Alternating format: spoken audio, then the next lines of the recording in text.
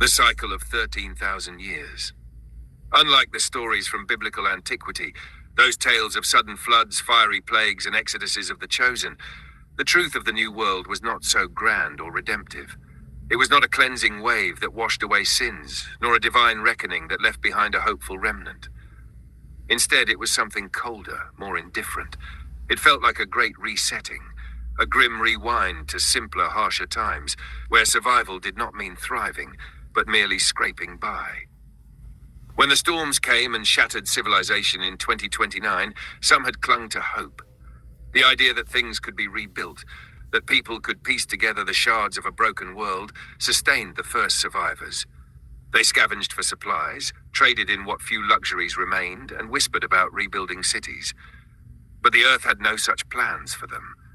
Nature had been set free from its bonds, and it did not intend to be tamed again. In the aftermath, trade became the new law. Bartering for goods, products, and services was not a choice, but a necessity. Money, the old world's universal language, had lost its meaning in a world without industry or banks.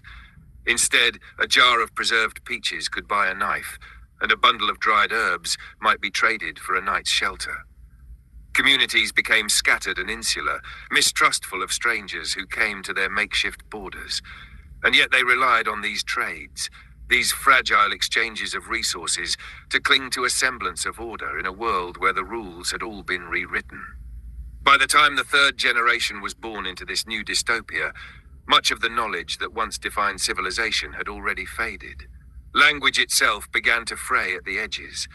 The complex words that once described lofty ideas, abstract thoughts, and scientific wonders were being lost, replaced with simpler expressions of need, warning, and survival. Children grew up knowing only the harsh terms for danger and hunger, and the old books, those relics of a bygone era, became curiosities few could decipher. People communicated in a patchwork of dialects, their vocabularies shaped by the necessities of survival.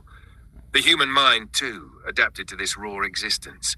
The amygdala, that primal part of the brain that alerts to threats and governs fear, began to swell like a muscle long neglected but now in constant use. The limbic system, driven by emotions and instinct, overtook the rational parts of the mind. People no longer spoke of progress or innovation. They spoke only of survival and danger. It was as if the veneer of civilization had been stripped away, and beneath it, the true animal nature of humans was laid bare. Cunning, instinct, and a sharp awareness of the predators that now stalked the world's untamed places became the new currency of life. In this world, it was a rare human who lived past 23. The young who grew strong and cunning managed to carve out a few more years by learning to read the signs.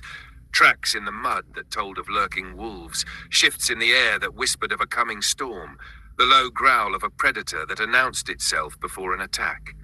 But the old and the frail had no place in this world. They were casualties of a new reality, where survival was not guaranteed, where being human no longer meant being at the top of the food chain. Despite the harshness of this existence, the survivors had found a kind of rhythm, one that mimicked an ancient heartbeat long forgotten. They slept under the stars, eyes constantly searching the night sky, and found themselves drawn back to a time when people looked to the heavens for guidance. Constellations became omens once again, the movements of the planets, signs of what might come. It wasn't faith as it had been before. It was a kind of desperate hope that the stars might hold answers to the questions the earth offered only in violence and silence.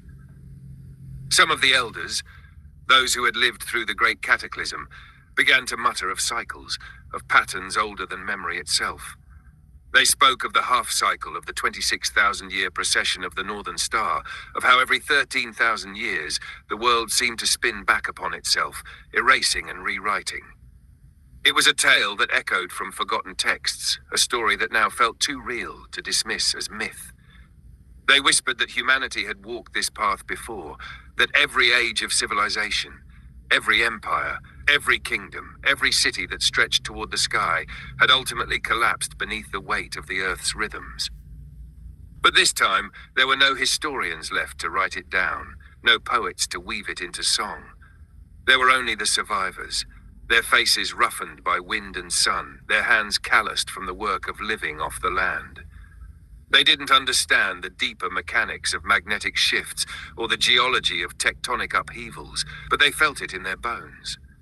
It was as if the Earth itself was breathing, and they were merely riding the exhale.